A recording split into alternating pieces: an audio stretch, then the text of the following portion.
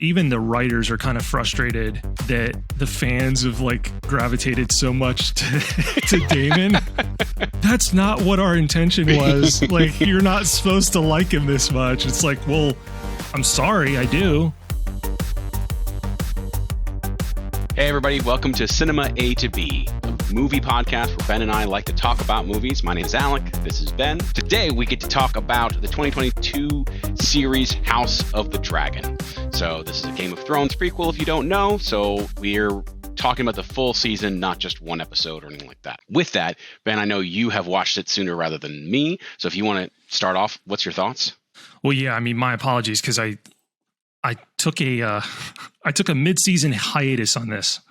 I watched the first 5 episodes really quickly, fell in love with Millie Alcock as Rhaenyra. They switched her out, and I turned it off. So, and then I finally came back around to it, finished it, got used to Emma Darcy playing her. It took me a couple episodes to kind of just embrace that Millie's, not coming back. And I know that wasn't their intention. I'd read that they'd cast Emma first and then Millie later, but it kind of backfired on them. I think they got a much better performance out of Millie than they were anticipating. And I know I'm not the only one that feels this way, that was like, I really don't like that she's been replaced. Mainly because they just, okay, I can get past the fact that they don't really look alike, but the mannerisms aren't even the same.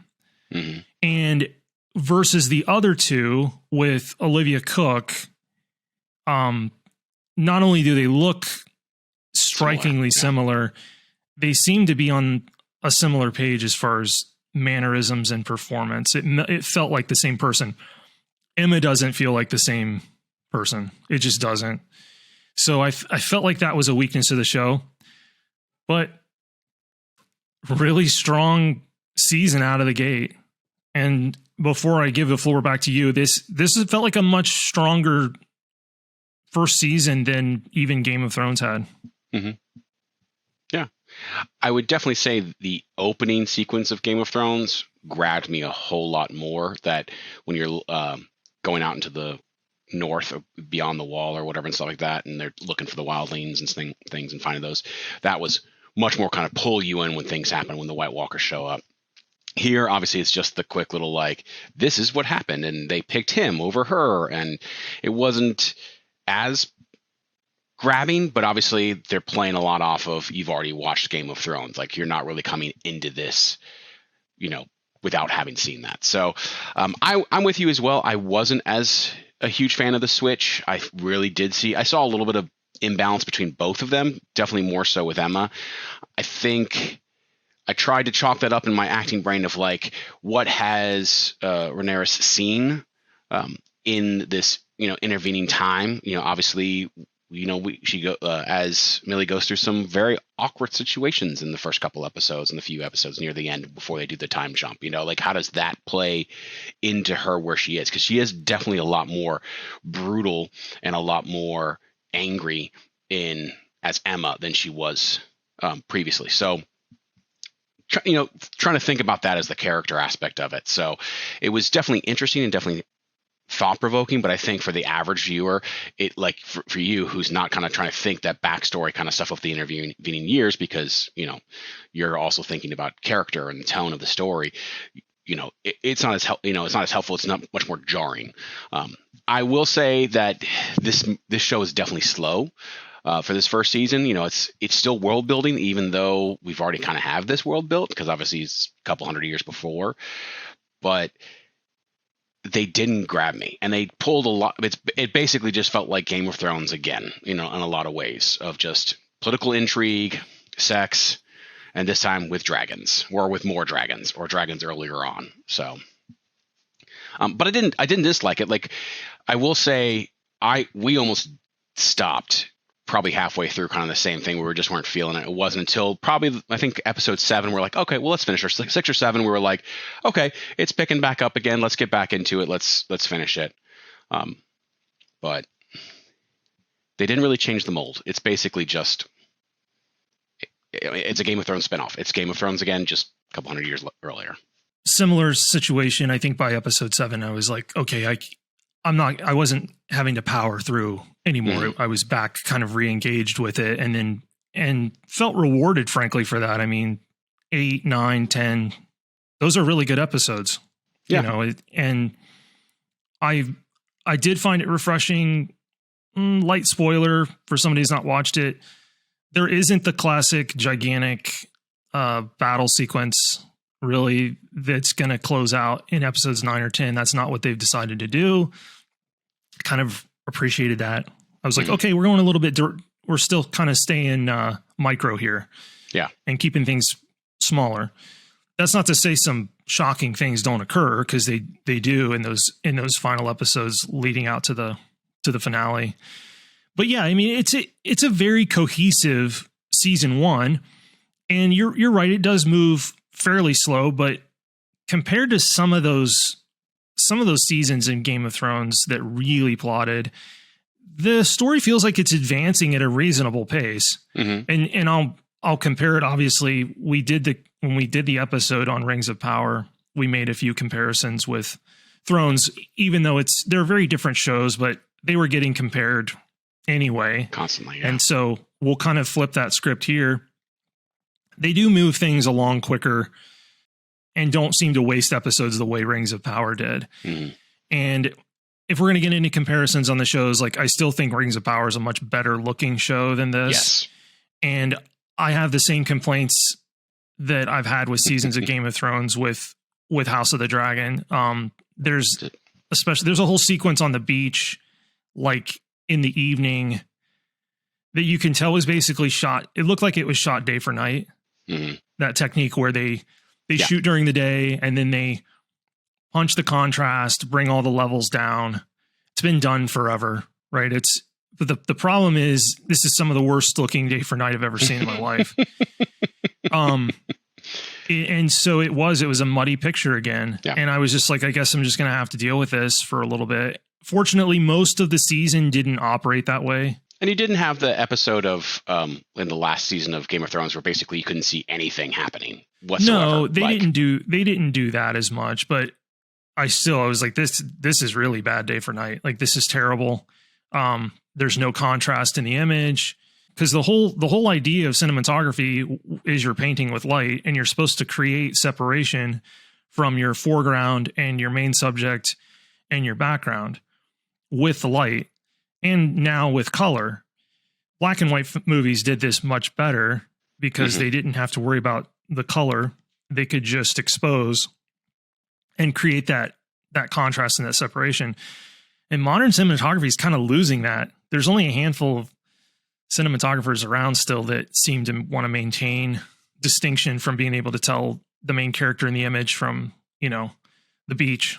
And this just failed miserably in that. But that's kind of a minor gripe. Is it the best looking show on TV? No, it looks just like Game of Thrones should.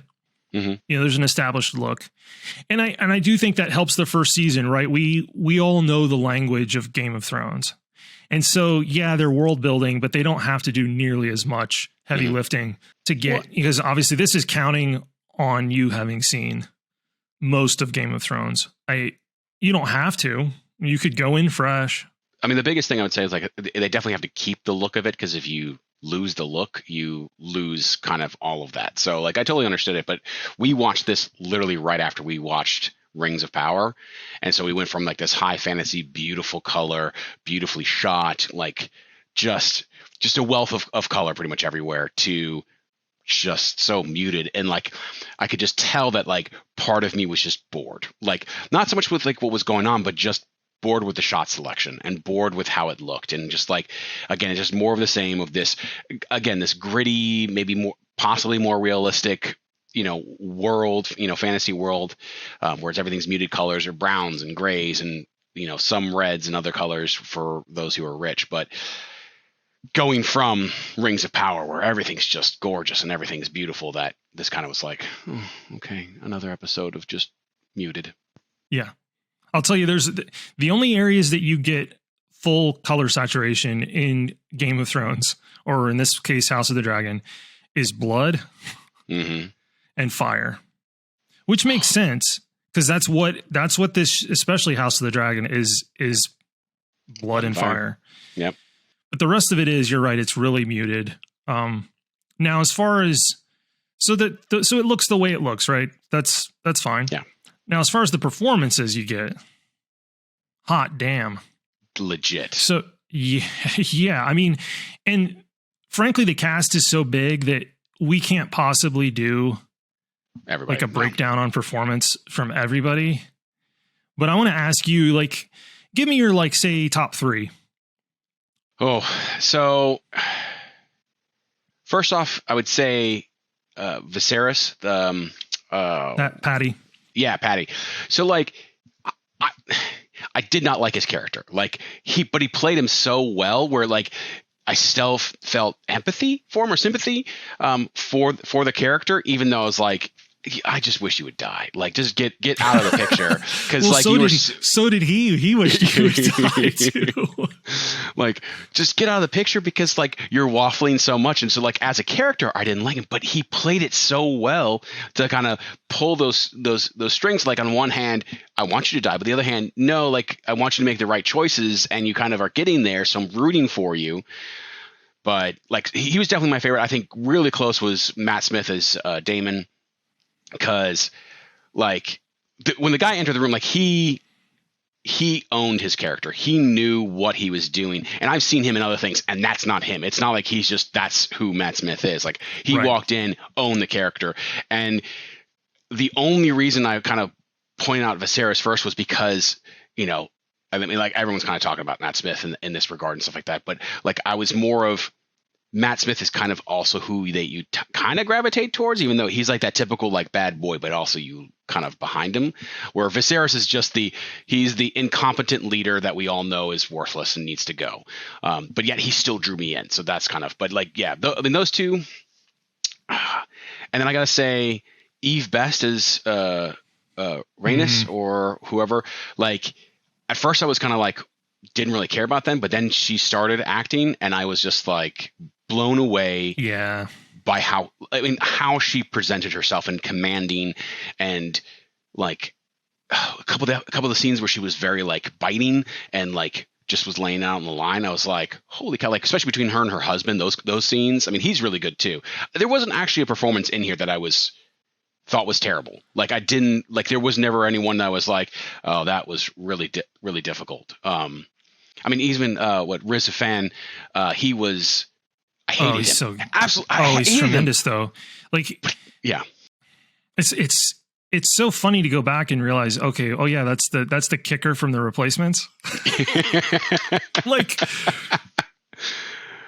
and he's such a talent, talent. But this thing's loaded. Yeah.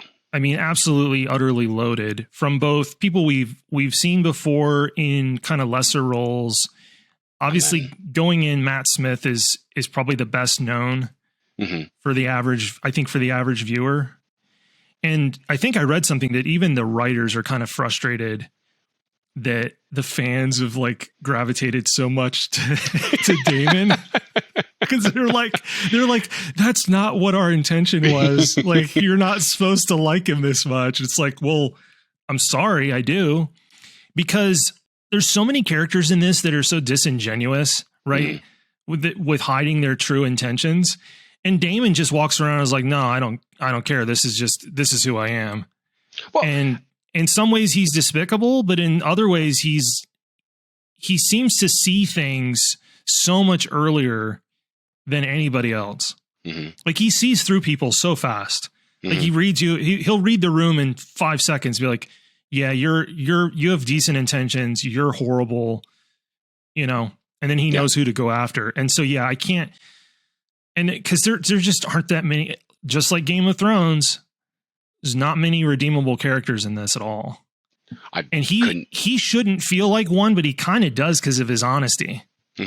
Well, I mean, even from the first episode onward, where the first time we see him, he's sitting on the throne, you know, and Rhaenyra walks in, and he's on the throne, and they're like, I heard my brother was, you know, putting games in my honor or whatever. She's like, no, that's for his for his heir. And he goes, yeah, me. And then he's like, no, for his unborn son heir. And he's like, we'll see. I mean, like, he doesn't mess around. And I think it's that kind of, he is the exact opposite of Viserys, where Viserys is very kind of can't make decisions, can't shoot, like really pick something and waffles a lot, where he's just like, nope, doing this, going here. And so he's that man of action. It's kind of like that gravitation towards like Darth Vader. Like, I'm sure George Lucas did not make Darth Vader for this whole group of people to have Darth Vader as their favorite character, but it did. You know why? Because Darth Vader also had that, he went after what he wanted, that kind of man of action, that kind of just doesn't care what people think. This is what I'm doing. This is where I'm going. This is who I am. So, yeah. I mean, you get it with Liam Neeson in Taken, just that kind of different, where he doesn't talk to anybody. He just acts, you know, and you kind of gravitate towards that because we really can't do that in real life. A lot of times we do have to make those conversations or the decisions. So sorry. Yep. Yeah. I remain incredibly impressed with how well Matt Smith can act without uttering a single line of dialogue. Yes. I mean, it's something else to watch, to behold his ability to command a room in that character without saying anything. And the show felt, you could tell as they went, I don't think they shot completely chronologically, but it kind of felt like some stuff was, because as they went, there were more and more scenes that were not dialogue driven, where they spoke to the viewer what exactly was going on without any utterances of a piece of dialogue. In fact, there's the big moment. I'm not going to spoil it. The big moment at the end of the finale, and nobody says anything, and he's conveyed to the other character exactly what's went down. And that's good direction. Yeah. It's good writing too. Show me, don't tell me. So yeah, the cast is just, it kind of floored me by the end how loaded it is. And this is definitely where this shines over like Rings of Power or some of the other stuff, of just like the ensemble cast that they have, of how well, because I cannot say that about Rings of Power. There are a couple of actors in Rings of Power that I was like, like this. There's some absolute weak links. Several, and I'd have a harder time pulling those out of House of the Dragon, finding like a real weak link. Even the kids they cast are really, really good. Like they got really good performances out of everybody. Who's Alicent's second son? Is it Aemond? Aemond. Yeah, Aemond. Like, he's fantastic. Like, and he kind of plays the Daemon character, but as like kind of that second son kind of a situation. So his name is Ewan Mitchell. Yeah, he was fantastic, I thought too. And he's he's 27. So yeah, and he's playing more closer to like 17. So yeah, he has a very punchable face. He does, but he also kind of has. But I kind of love it. I love that he has a punchable face, because the character is just despicable. But he also has that kind of doesn't care, says what he wants.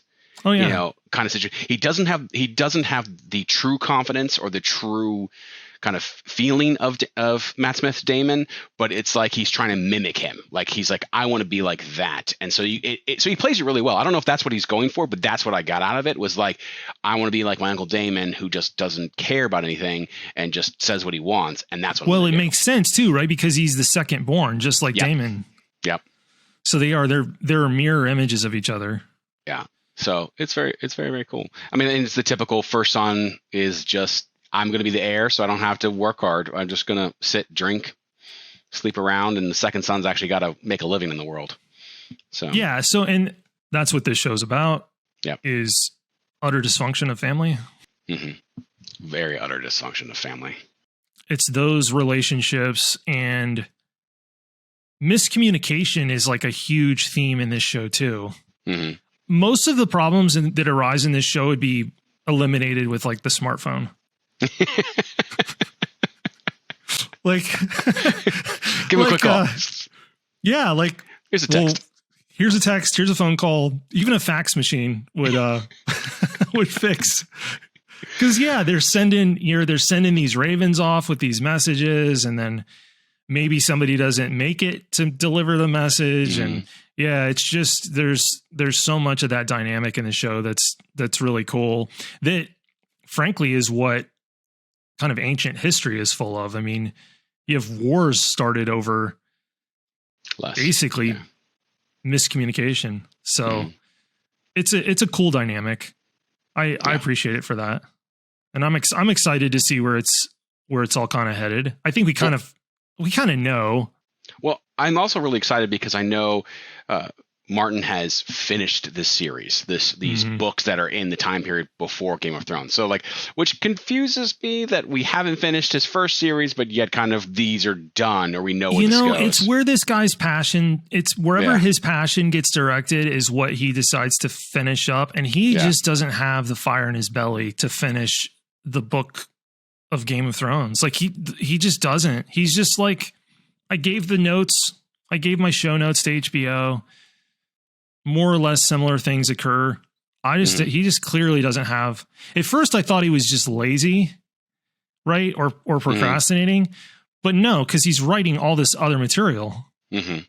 And so then I realized George isn't lazy. His passion's elsewhere, and so I'm cool with that now. I'm like, well, I hope he does eventually finish that narrative in book form, but. Well, and supposedly now it's good. Yeah. And it's going to be vastly different.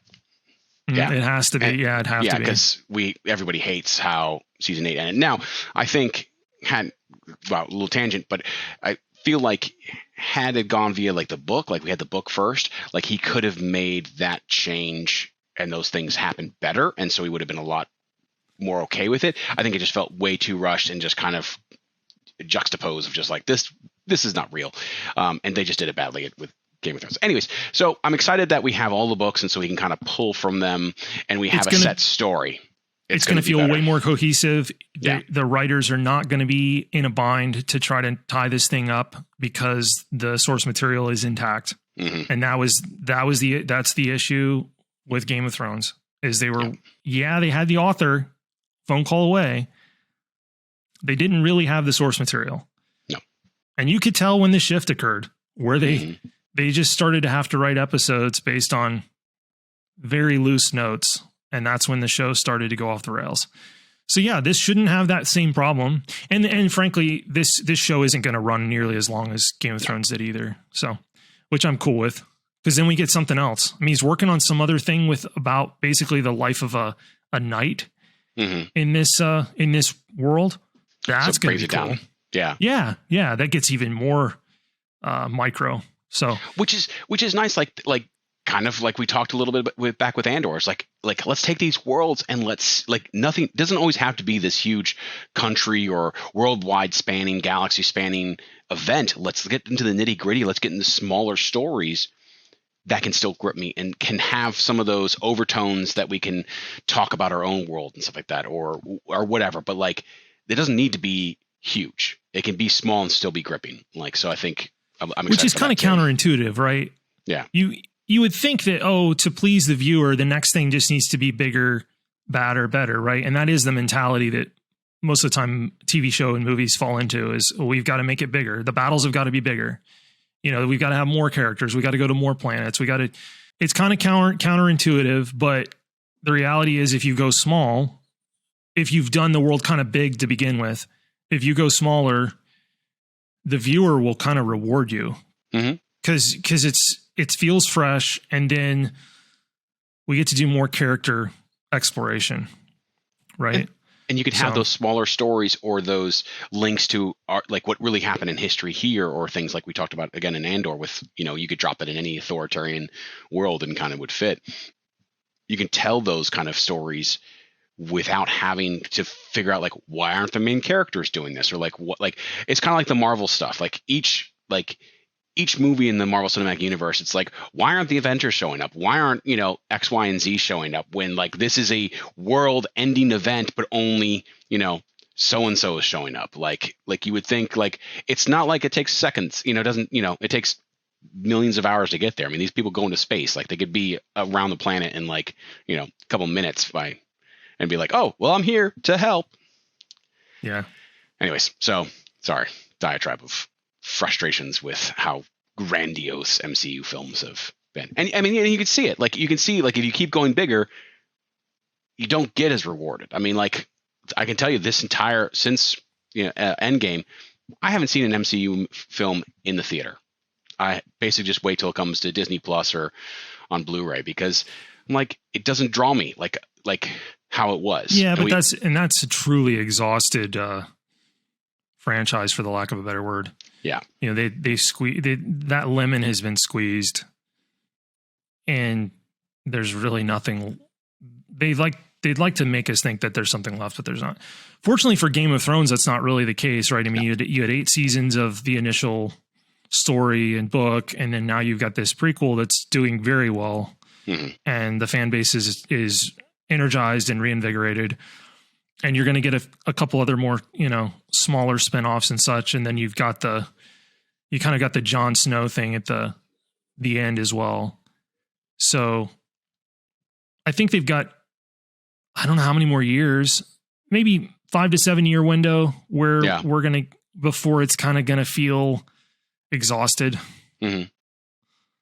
So I definitely think they're in a better position as a franchise as far as the streaming stuff than Lord of the Rings, especially with the fact that New Line's already talking about doing new movies, which I'm like, I don't know what that looks like. Is this a companion piece? Like, what trick do you have up your sleeve?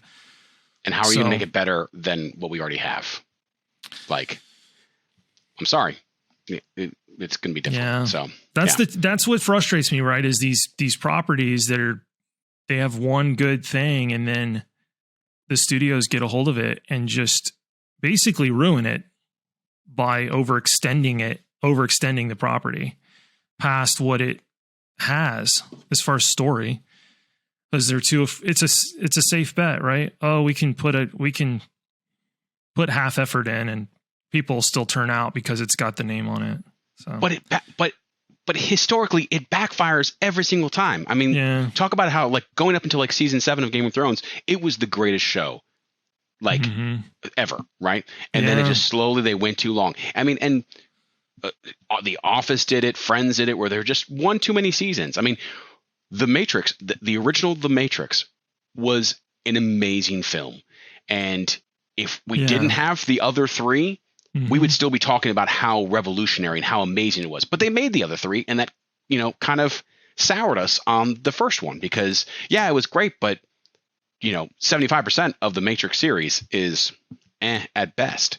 And that's kind of that feeling of, well, you can keep doing this, but you're going to lose kind of the zeitgeist of that, people talking about it, because no one's going to care anymore. You're no longer going to be on the tips of everyone's tongue. And it happened with Game of Thrones. Like, the moment Game of Thrones, season 8 ended, we all for a week talked about how bad it was. And then no one brought up Game of Thrones again until like House of Dragon, outside to make fun of it. Like, we didn't like all the stuff they did right in the previous seasons washed away. Like, it was no longer the greatest show. That's what happens. I mean, it's important how you end things. Yep. I mean, how you end a movie or how you end a show. But yeah, you're right. The list is much longer of shows, shows with bad finales or bad final seasons than there are great shows that closed it out. I mean, Breaking Bad, the finale is not like earth shattering, but it's still heralded because they knew when to turn it off. Yep. So, and they don't always know when to do that. So, which it's got to be in the hands of the kind of a sole creator to know when to pull the plug. Because HBO is like it's a big joint thing, right? There's not just one person deciding, well, this is probably enough. We're going to go ahead but House of the Dragon, I think, has a more defined, like, this is how many seasons we're getting. I think it might only be like 3. Yeah. I don't know. I don't have the 3 or 4. It's not going to go past. I don't think it'll go past like a 4th season. So that's reassuring, because that tells me it's going to go out with a bang. Story. Yeah. Before it declines, and then it will be rewatched. And because I haven't gone back and rewatched Game of Thrones. I mean, I kind of would like to a certain point, and then I'll probably stop, right? I wouldn't rewatch Game of Thrones through its entirety. I'd probably go through season 6 or maybe part of 7 and then turn it off. Yeah. So, and it peaked more for me, probably closer to season 4. I've not gone back and rewatched Game of Thrones, and I never did, but yet there's other shows that I have, and I think you're right. If it doesn't kind of go off the rails, it tells that story and can, end really well, then I think it makes me want to go back and watch it because it feels much more complete. It feels much more like I'm going to be rewarded by watching these, as opposed. But so many people don't, miss it. They're looking for the money. I'm excited to bring up another show, but I'm excited why Ted Lasso is only going to be 3 seasons. Like they had this idea of this is the series. It's 3 seasons long. I'm excited to see how they end it. Like if it ends well, it's going to be fantastic. Well, it's very British of them to end after 3. Yes. That's historically that's British television has got that figured out. Here in the States, we just have the habit of overextending things much further than they probably should have been narratively. Yeah. And but the British have always traditionally been able to do that. I didn't realize that until I took a class on British comedy. Yeah. And the professor who used to work for BBC was like, yeah, you're going to find most of these shows were done after like season 2 or 3. We were like, really? He's like, yeah, it ran its course. It's on to something else. It's like, that's great. Why refreshing. Can't we do that? Get more stories out. So, yeah. All right. Well, final thoughts on the show? Final thoughts on House of the Dragon. Well, I am fully on board Emma Darcy now as Rhaenyra. I'm good with it. I do want to see that Millie and some other stuff because I think she's a talent. So yeah, I'm on board with staying with the show. I'm excited where it's going. I think it's going to be a lot of fire and blood, and I'm here for it. And yeah, the cast is utterly loaded. Just because it felt like there's more characters, I think it might have Andor beat just on the cast front. As far as the sheer number of great actors in it. Andor's acting is tremendous top to bottom, but this ensemble is just second to none as far as anything that came out last year, as far as the streaming stuff. So yeah, if you haven't seen it, obviously we encourage you to watch it. Again, though, this is not a movie or streaming series review or like we give it a rating. We'll never do that. No. But yeah, check it out. Hopefully we didn't spoil too much. Didn't spoil too much. No, we're trying not to do that with some of this stuff. It depends on how easy it is to speak to this, right? Whether we're going to have to, we don't like to spoil things. If people are asking, that's not a goal. So yeah, check out House of the Dragon. And if you're a fan of it, you've already seen it, shoot us a comment. What are you looking forward to in season 2? I've not read the book or books. So I'm coming into it pretty fresh. I've got some inklings of where things are going, but I think they had to telegraph some of this. Yeah. I'm going to go out on a limb and say if they're able to keep it to 3, maybe 4 seasons, tell a complete story, we're going to be looking at House of Dragon as the better show and hold it in higher regard than Game of Thrones going forward. So, and not because it does anything different. I think it's just because it can be a more complete show and can be a more steady show. And if it can do that, if it can, succeed where Game of Thrones didn't, then that's going to be the high mark for this series, for this world. So, yeah, I think that's fair. I think that's fair. Well, appreciate everybody checking us out on YouTube. And if you're listening to the audio only, appreciate you getting that.